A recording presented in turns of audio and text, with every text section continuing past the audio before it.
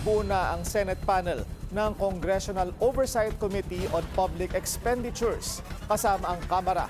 Layon ng komiting ito na bantayan at suriin ang pagpapatupad ng mga proyektong nakalista sa 2026 budget. Narito ang agenda report ni Hannah T. Kinumpleto na ng Senado ang mga miyembro nitong bubusisi sa mga proyekto ngayong taon. Kasunod yan ang pagpasa ng 2026 national budget na nasa 6.7 trillion pesos at mga paratang na nagka-issue sa 2025 budget bunsod ng flood control scandal. Sila ang Senate panel ng Joint Congressional Oversight Committee on Public Expenditures.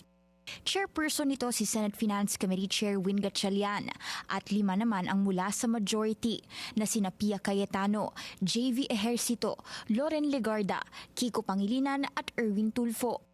Nag-iisang miyembro naman ng minority si Senator Bongo.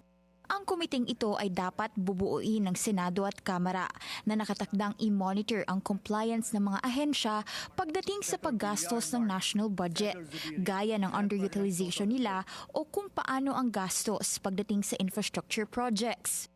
Hindi raw dapat mag-intervene o manghimasok ang mga miyembro nito sa anumang post-enactment stages ng budget execution, gaya ng pag-release ng pondo.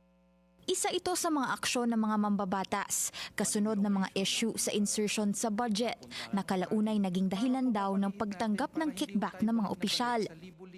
Unang isinusulong ni Gatchalian sa budget review ang pagpapahigpit sa pagbabantay sa mga GOCC o Government-Owned and Controlled Corporations na taon-taon daw umaasa sa subsidy. Anya, dapat daw i-assess sa mga GOCC na mistulang naka-life support na sa pondo ng bayan. Suportado niya ang fiscal crackdown ng DBM para matukoy kung alin sa mga GOCC ang hindi na epektibo. At suriin kung dapat na ba silang i-restructure o emerge bilang isang ahensya ng gobyerno. Pera raw kasi ng taong bayan ang nasa sentro nito. Hanggat maaga pa iniudyok na rin ni Gatchalian ang DBM at DPWH na busisihin ang kanilang infra projects para sa 2027. Dapat ay implementation ready na raw ito, lalo na't lumitaw ang mga issue sa ghost at substandard projects kamakailan. Iyon ang mga wala raw eksaktong coordinate na basta-basta lang umanong inilagay sa proposed budget, dahilan para isiwalat ng DPWH na 291 sa 337 flood control projects ang mali-mali ang coordinates sa sumbong sa Pangulo website. Ayon kay Gatchalian, hindi na raw malabong makakabalik ang flood control projects para sa 2027 dahil inaasahan ng patuloy na banta ng baha sa iba't ibang panig ng bansa.